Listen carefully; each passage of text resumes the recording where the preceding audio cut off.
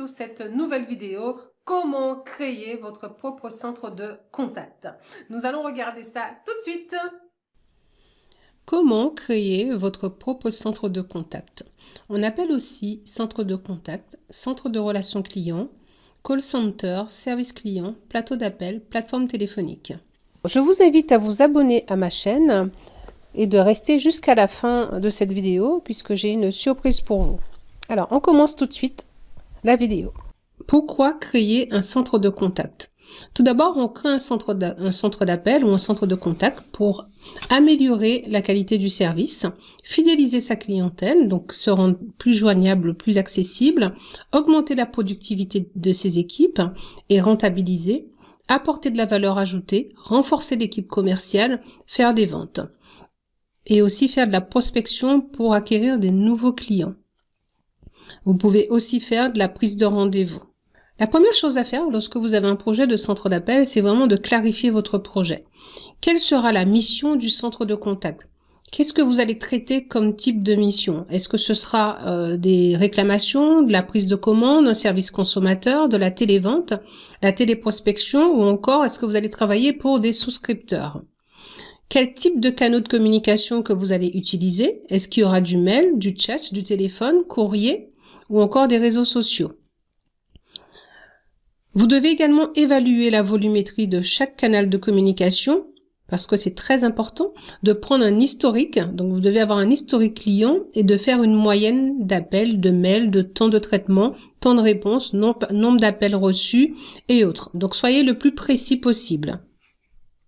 Si vous ne savez pas sur quelle base partir et vous ne savez pas quantifier, vous pouvez toujours vous rapprocher d'une société qui fait à peu près le même service que vous, voir un petit peu le nombre d'appels qu'ils reçoivent ou encore l'amplitude horaire. Ça donne quand même des indications s'ils sont ouverts le matin très tôt jusqu'à 23 heures par exemple. Ça permet aussi de voir qu'ils ont un service client qui reçoit beaucoup d'appels. Donc vous pouvez faire une base de cela. Ensuite, vous devez vraiment dédier une équipe à votre projet. Donc, je vous conseille vraiment d'avoir un chef de projet également, donc qui va superviser donc l'avancée du projet, vous faire des retours. Il faut également mettre en place un rétro-planning et un outil collaboratif afin de centraliser toutes les informations qui vont circuler. Puisque vous allez vous rendre compte que vous aurez plusieurs intervenants, vous aurez plusieurs sociétés qui vont intervenir chez vous, donc vous aurez des données donc à garder.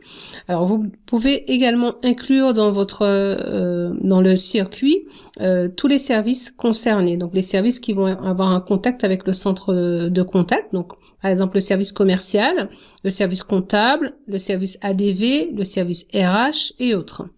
Donc, si votre projet est de très grande envergure ou complexe, faites appel à quelqu'un qui vous accompagne, donc un expert. Nous allons passer tout de suite au dimensionnement humain. Donc, avec les éléments historiques et statistiques que vous avez récupérés sur vos clients, vous allez pouvoir faire une dimension humaine. Donc, il faut savoir que la masse salariale est très importante puisque elle représente près de 70% du coût total de votre projet. Il est possible aussi de démarrer un centre de contact avec 2 ou 3 personnes. Souvent, on pense qu'un centre d'appel, c'est entre 100 et 200 positions, voire plus. On a un petit peu de mal, mais rassurez-vous, un centre d'appel, c'est vraiment la technologie que vous mettez derrière. Il y a des centres d'appel qui fonctionnent, des centres d'appel mini en fonction du flux, qui a peut-être 3, 4, voire 10 personnes. Et qui fonctionne très bien. Donc pensez-y, c'est vraiment quelque chose qui marche aussi. Hein. Ensuite, nous avons l'infrastructure. Alors l'infrastructure, à cette étape-là, vous devez savoir est-ce que vous voulez internaliser votre centre de contact ou l'externaliser. Internaliser, ça veut dire que vous souhaitez tout simplement intégrer votre centre d'appel au sein de votre société, ou vous souhaitez faire appel à un sous-traitant pour l'externaliser. Ça, c'est une décision stratégique et personnelle, donc c'est à vous de voir. Ensuite, nous passons au dimensionnement technique. En fonction des canaux de communication, il vous faudra donc être outillé, donc avoir un CRM, primordial pour la gestion de certaines informations et l'historisation des informations clients. base de connaissances et autres, pour effectivement compléter les informations que vous allez recueillir sur vos clients. Il va falloir aussi coupler votre CRM avec un CTI, donc ça s'appelle un couplage téléphonique informatique, que vous allez pouvoir coupler avec votre CRM pour avoir la remontée de fiches. Donc il faut savoir aujourd'hui, avec la VoIP, il est très simple d'avoir des CRM en ligne, en mode SaaS, qui vous propose également donc la téléphonie intégrée à un CRM. Donc tout dépend de votre stratégie. Si vous êtes une société qui fait très attention à ces données et qui veut pas mettre ces informations, prendre le risque de travailler sur Internet, vous pouvez toujours faire l'acquisition en mode achat, donc d'un CRM intégré. Donc c'est vraiment, encore une fois, c'est vous qui décidez de la stratégie que vous voulez mettre en place. Ensuite, nous avons le dimensionnement technique. Et sur cette dimension technique, vous avez pour la gestion des appels du centre d'appel, il vous faudra bien sûr un standard téléphonique. Et il y a plusieurs sortes de standards téléphoniques. Vous avez le PABX qu'on utilise encore aujourd'hui, il y en a qui l'ont. On a aussi donc le PABX, le Centrex, ou un standard virtuel. Donc, en fonction, de toute façon, peu importe le standard que vous allez choisir, il va falloir avoir la fonction ACD pour la redistribution des appels. Donc, en fonction des compétences des agents et de leur disponibilité.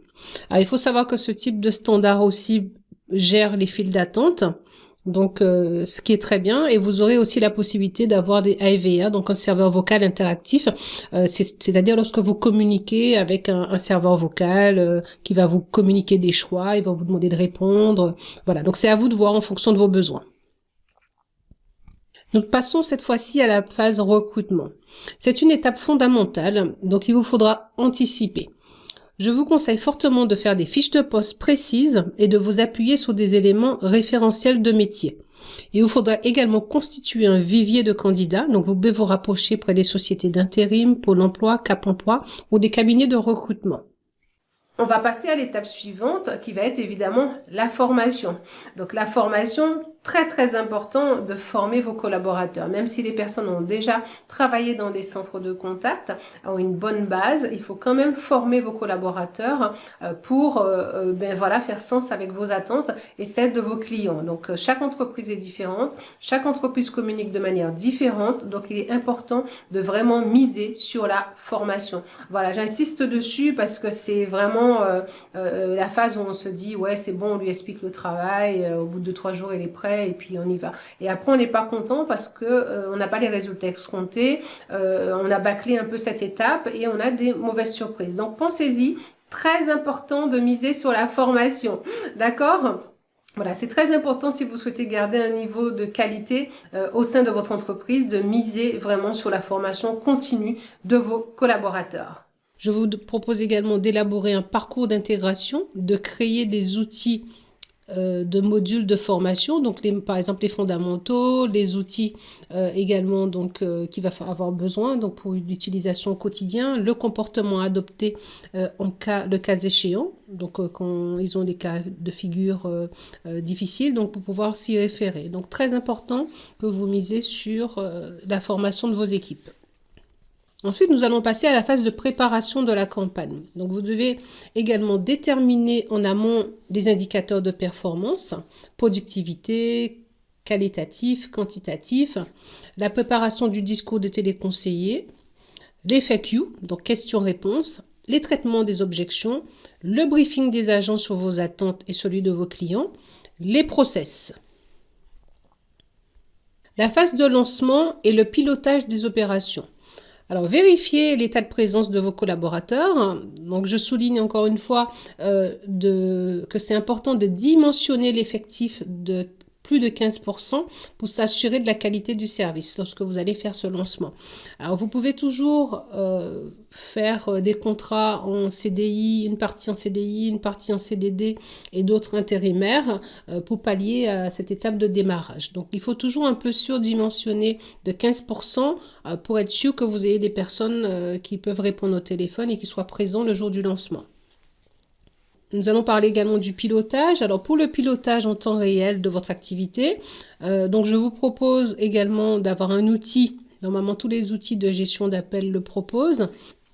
C'est le nombre d'appels reçus, le pourcentage d'appels décrochés, le nombre d'appels en attente, le nombre d'appels perdus, le temps moyen de communication, le temps moyen d'abandon, les agents disponibles, les agents en pause et tout ça en temps réel. Et vous avez également le déroulement de votre campagne, donc où vous en êtes.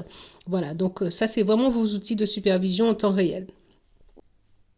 Alors, toujours sur les indicateurs de performance, alors l'objectif est de vraiment suivre des indicateurs pour optimiser l'organisation de la production. Donc, de s'assurer que les services sont toujours accessibles, d'adapter le pilotage aux flux et aux ressources, de contrôler le délai de traitement, de maîtriser les coûts de production et surtout de mesurer la création de la valeur ajoutée. Alors, vous allez bien sûr entendre parler de QS qui est le taux de qualité de service, donc le nombre d'appels traités, le nombre d'appels présentés, la durée moyenne de conversation, donc la DMC. Vous aurez également la DMT, donc la durée moyenne de traitement des appels, le nombre de tickets traités à l'heure et par conseiller et le taux de résolution, le nombre d'appels traités par heure, le taux d'abandon, SVI et autres. Vous aurez également donc la durée moyenne d'attente. Alors, je vous ai mis quelques indicateurs donc de performance et que vous devez suivre. Il y en a en tout 15, plus 3 autres que je connais et que je pense que c'est vraiment primordial de les maîtriser pour avoir vraiment un niveau de qualité irréprochable. Mais ça, ce sera dans une autre vidéo parce que ça va être un peu plus long. Merci de votre attention. Alors, j'ai préparé donc en dessous de cette vidéo, vous avez un lien. Si vous avez des questions, vous pouvez remplir ce sondage que je mets sur ce lien. Si vous avez des questions, vous me contactez. Je vous accorde 15 minutes totalement gratuit pour vous donner des conseils ou encore faire un diagnostic de vos besoins. Donc, n'hésitez pas. Je vous dis à bientôt pour une prochaine vidéo.